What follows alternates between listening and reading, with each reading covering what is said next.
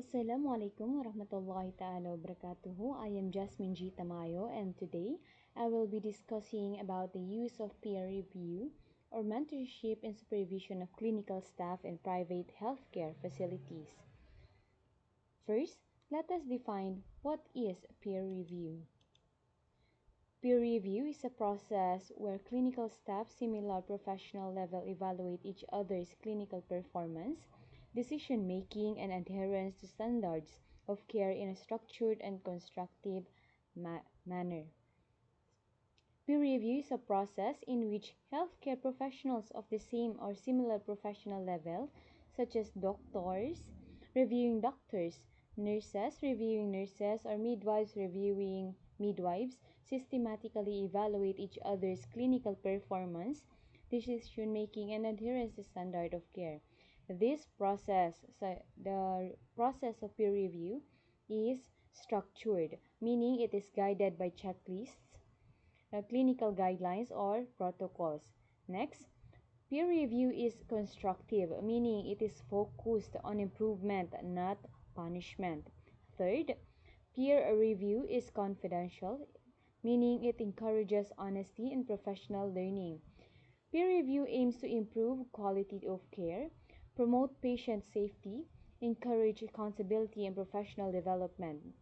In Philippine context, senior nurses conduct peer reviews of fellow nurses by reviewing patient charts, observing bedside care, and checking compliance with DOH nursing protocols. Doctors may participate in morbidity and mortality conferences where cases are discussed among peers to analyze clinical decisions and outcomes. Feedback is used to recommend continuing professional development or CPD or protocol updates. In BARM, midwives in RHUs or rural health units conduct peer reviews during monthly meetings discussing maternal and newborn cases. For example, midwives may review each other's management of antenatal care, labor monitoring, and referral decisions. Peer review helps identify common challenges such as delayed referrals or incomplete documentation, which are then addressed through mentoring or refresher training by MOH BARM. Next, what are the uses of peer mentoring in private healthcare facilities?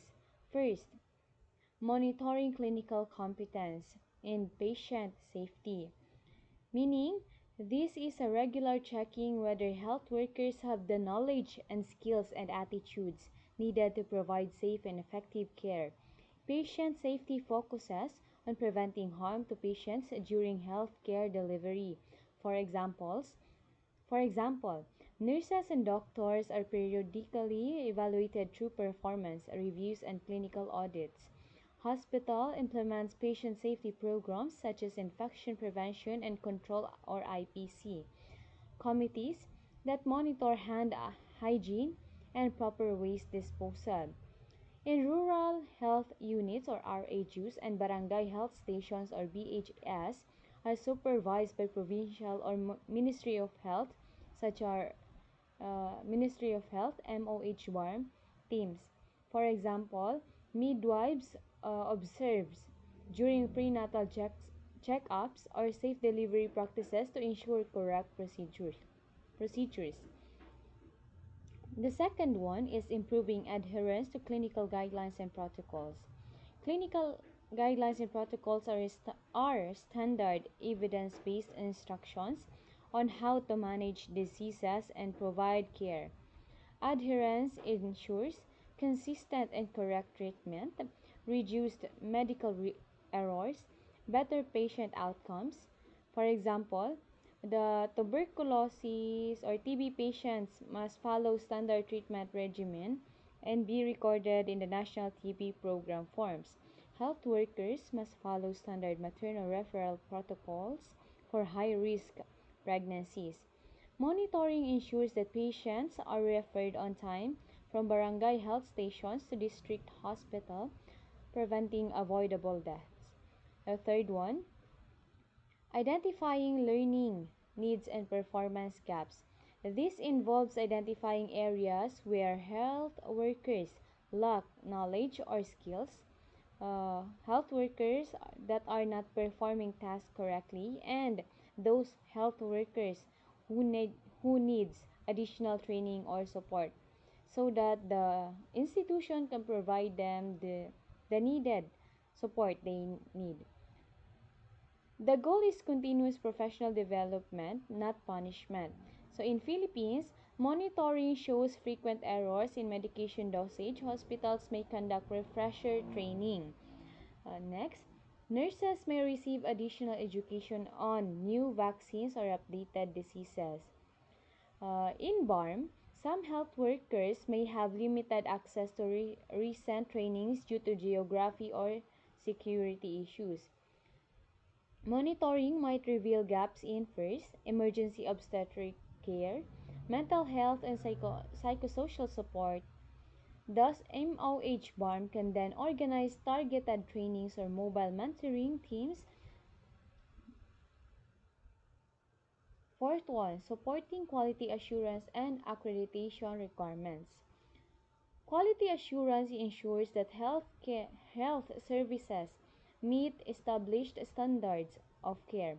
Accreditation is a formal process where facilities are evaluated by authorities such as PhilHealth and DOH. Monitoring clinical practice provides evidence that facilities first follow standards, second provide safe and quality service, third if the facilities are eligible for funding and reimbursement. For example, PhilHealth accreditation. This requires facilities to meet standards in staffing, documentation, and service delivery. Hospitals must show records of compliance with clinical protocols to remain accredited. In BARM, health facilities in BARM seeking PhilHealth accreditation must demonstrate that they have proper clinical documentation, competent health personnel, safe patient care practices. Monitoring helps facilities improve service and secure field health and reimbursements, which are crucial for sustaining health programs. Next one is the benefits. We have four. First, encourages accountability and professional responsibility. Health workers become more mindful of their clinical decisions and actions because their work is reviewed by peers. Second, promotes evidence-based practice. This one reinforces the use of current clinical guidelines and proven best practices in patient care. Third one, reduces errors through shared learning. Discussing cases and feedbacks helps identify mistakes early and prevents them from happening again. Ika nga nila, prevention is better than cure. Next one, builds a culture of continuous improvement rather than punishment. This one explains that focuses on learning and skill development, creating a supportive environment instead of blame. Next one is the limitation. There are four limitations also. First is a risk of bias or conflict of interest. Personal relationships or workplace dynamics may affect objectivity during peer evaluation. Second, fear of judgment among peers. Fear of judgment among peers. Some staff may feel uncomfortable or defensive, which can limit honest discussion and learning. Because not all of those workers are willing to share their ideas, and some are shy of what might the others say to their opinion. So they fear judgment. Next, time constraints in busy private facilities. Time constraints in busy private facilities. This includes heavy workloads that may reduce the time available for proper peer review activities. So because of the heavy workload, sometimes hindi na po nagagawa yung peer review activities. Next is requires clear policies to maintain confidentiality and fairness. Without clear guidelines, peer review may lead to breaches of privacy or inconsistent decision making. So of course, we must put a policy so that we can maintain the confidentiality na narinig natin coming from our patient, or even to our co-workers such as the midwives and the nurses. We must be professional in our field. Hindi mo natin pwedeng i-share kung ano yung nasa work, yun lang. Doon lang sa work, hindi na pwedeng ilabas pa yan. Next, mentorship and clinical supervision. So, mentorship involves a more experienced clinician or mentor guiding a less experienced clinician or mentee to support professional growth, clinical confidence, and career development. So, mentorship is a supportive relationship where a more experienced clinician guides a less experienced clinician. Kumbaga, nagtuturo si mas magaling doon sa baguhan pa lang, sabihin natin doon sa mga intern. So, there must be a doctor that na nagga-guide doon sa mga bago pa lang so that they will know what are the proper things to do to develop clinical skills, build confidence, and support ongoing professional and career growth. In Philippines, DOH Government Hospital, a senior staff nurse mentors newly hired nurses. Sabi ko nga kanina, yung mga dati ng mga nurse is pwede nilang i-guide yung mga kaka-hire pa lang. And by guiding them in patient assessment, proper documentation, and adherence to national clinical protocols during their first months of duty. In Rural Health Unit in BARM, experienced midwife mentors a newly deployed midwife by supervising antenatal care, safe delivery, practices and referral decisions, helping the mentee gain confidence in a resource-limited setting. Next one, uses in private healthcare facilities. So first is supporting newly hired or junior clinical staff. Helps new employees adjust to facility policies, workflows, and clinical standards through guidance practice. Second, enhance clinical decision-making and critical thinking.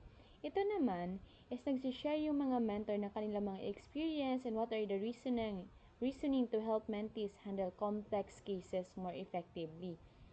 Third one, improving staff retention and job satisfaction. Dapat may ongoing support and professional guidance increase galing sa mga dati ng worker doon sa hospital so that it can increase the confidence and motivation and commitment ng mga tinutulungan nila doon sa facility. Next is preparing staff for leadership or specialized roles.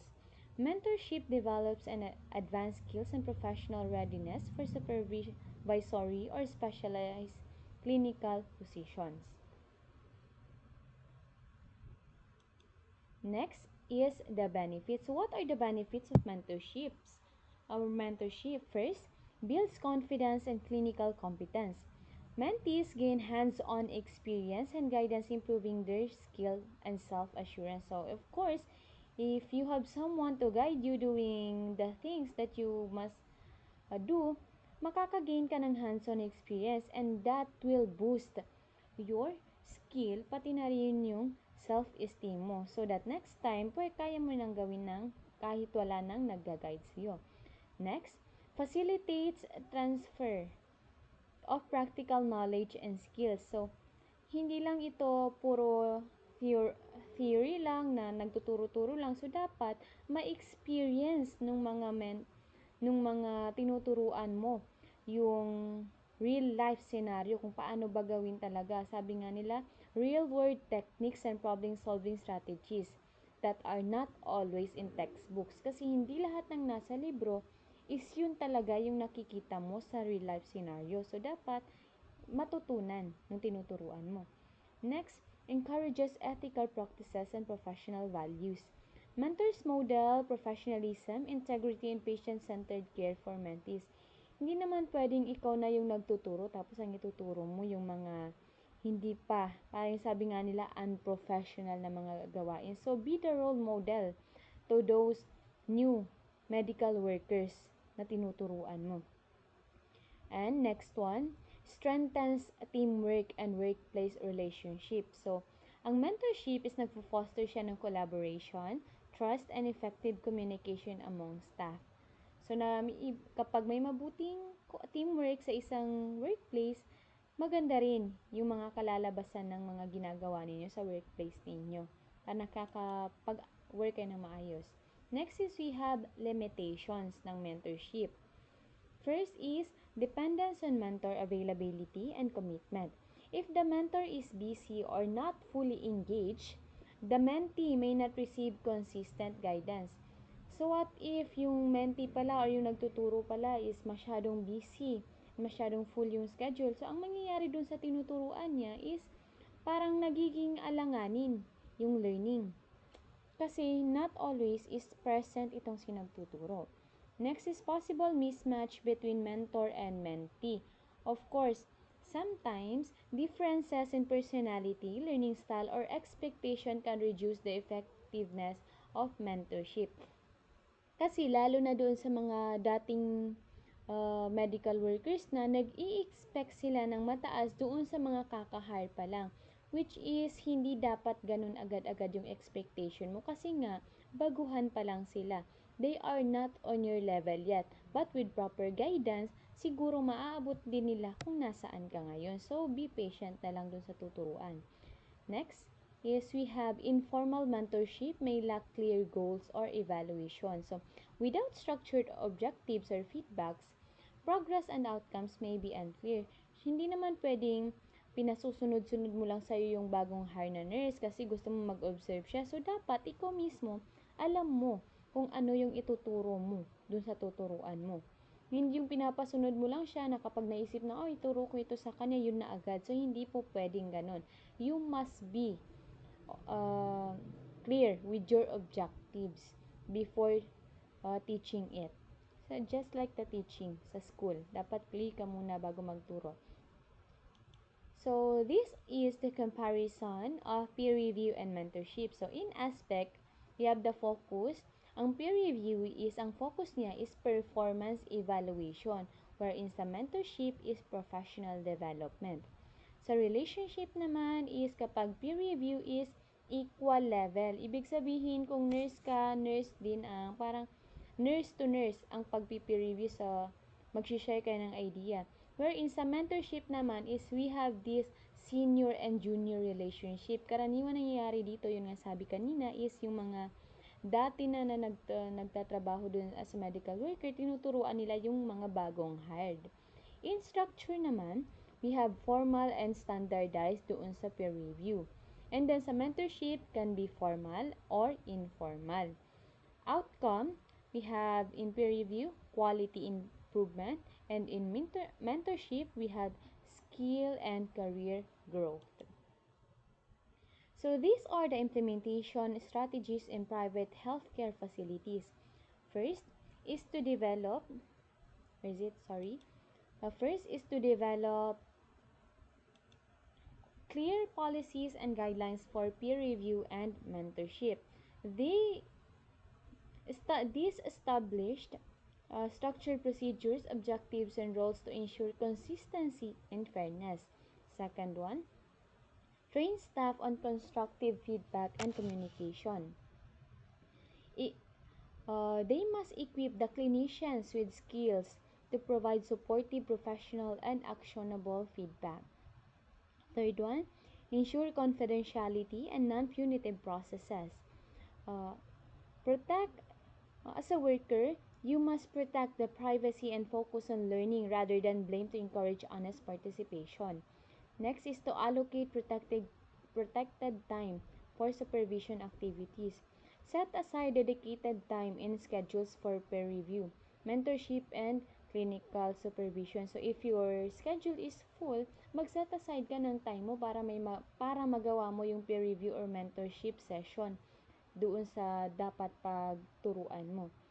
Next is to monitor and evaluate the impact of on clinical outcomes and staff performance. So, track the improvements in patient care, adherence to protocols, and staff development to assess effectiveness.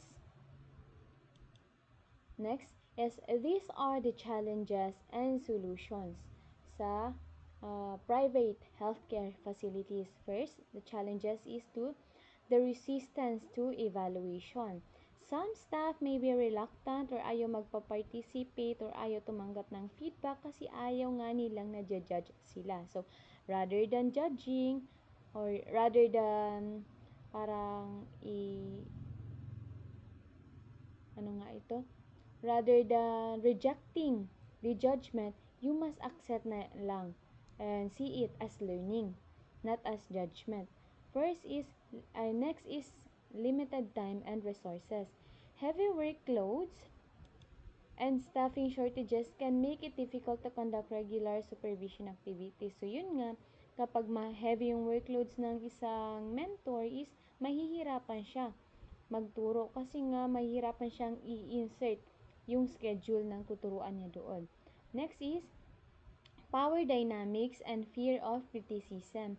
Hierarchical relationship or fear of negative judgment may prevent open communication and honest feedback. So, hierarchical relationships is ito na yung parang because you are junior, natatakot ka na i-judge ka ng senior mo kasi baka kung ano yung sabihin niya. And parang ayaw mo makarinig ng negative judgment, which is not good because you are a developing professional and you must accept criticism because you are not perfect yet and you will not be perfect. So, receive na lang ng criticism. Next is the solutions. The first daw sa solution is to promote a supportive and learning-focused culture. Emphasize growth, collaboration, and constructive feedback rather than blame. So, instead nga na yung negative criticism lang ang tanggapin mo, so make it as your constructive feedback, meaning gagamitin mo yung criticism or feedback na yun for your development or for your growth as a medical professional worker. Next is provide leadership support. Ensures managers and supervisors actively endorse and participate in supervision programs to encourage staff engagement. So, dapat, yung leader daw is mag-support ka lang, hindi yung puros manage ka lang, hindi yung puros supervise ka lang. Dapat ikaw mismo nagpa-participate doon sa mga ginagawa mong program. Kasi sabi nga nila, if the leader is working, the followers will also work kasi nakikita nila leader nga namin nagtatrabaho kami pa kaya, so there will be a communication or to build a stronger relationship from senior to junior. Next is to integrate supervision activities into routine clinical practice. So, schedule peer review and mentorship alongside regular duties to make them practical and sustainable. So, aside from the regular duties that you have on that hospital, you must also have your scheduled peer review and mentorship session para ma-apply ninyo yung teaching doon sa yung para ma-apply yung mentor, yung junior and senior relationship ninyo. So all in all, peer review and mentorship are essential strategies in clinical supervision that enhance healthcare quality, patient safety, and professional development. Through structured evaluation and guidance, health workers improve their clinical competence, adherence to evidence-based practices, and build a confidence in decision making.